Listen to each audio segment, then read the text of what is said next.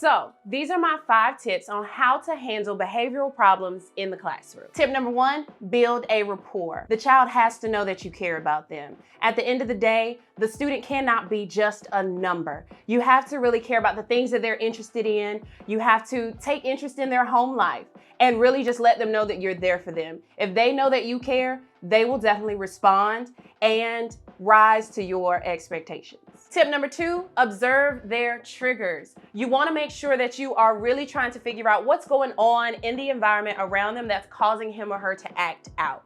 Once you have figured out these things, then you can try to remove him or her from that situation. You can try to get ahead of it so that they're not responding in a way that's disruptive to the rest of your class. All right, and tip number 3, give the student some type of responsibility. Let them know that you trust them, right? You want to make your student feel empowered.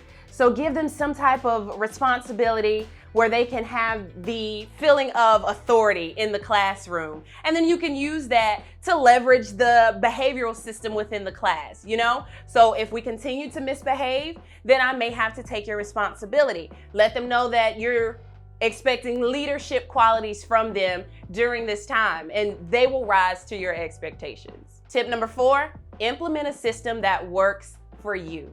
At the end of the day, your classroom is not like anyone else's classroom. So you want to make sure that you have a system in place that works for you and that particular student. So if that's allowing the student to work on an assignment for maybe 5 or 10 minutes and then get up and walk around, as long as they're not disrupting or interrupting their classmates, it should be fine. You have to make sure that you've set a boundary between you and that particular student, and as long as it works for your class, then you are good to go. And last tip, number 5, communication, communication, communication. It is very important that you communicate not only with your student, but with their parents and the administrative team at your school. You want to keep the lines of communication open, whether it's through email, whether it's through phone calls or face-to-face conferences. You want to always let the parent know what's going on in the classroom because they are your friend. Don't be afraid to involve the parent in any type of situation that's happening in the classroom.